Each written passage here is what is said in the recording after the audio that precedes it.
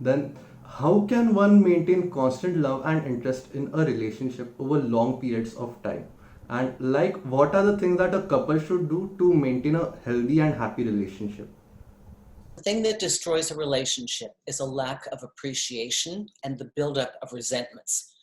So the number one thing you need to work on with your partner is when the two of you have an issue, that you can talk about it without accusing each other. If you have to go to couples counseling and learn a formula for communication, it's very important. If you or your partner sees that an issue comes up and it's not addressed, it's like baggage that builds up. And then there's resentment. And when there's resentment, there can be no love.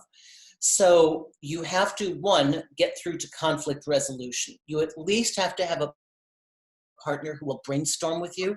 I have a system I call putting it on the table.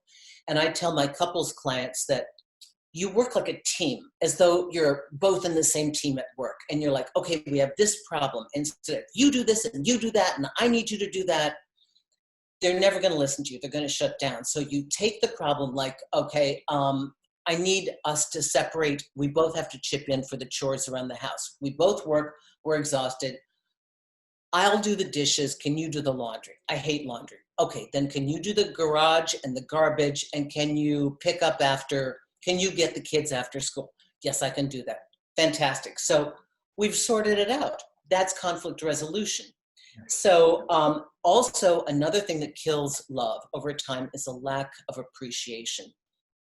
We need to keep letting our partner know that they're winning with us. We need our partner to know, you make me happy. With men, you need to let them know you're doing a great job. I really appreciated you doing that. Thank you so much for getting the car fixed. Thank you so much for taking that call. I didn't want to call that person. You know, we have to thank our mate.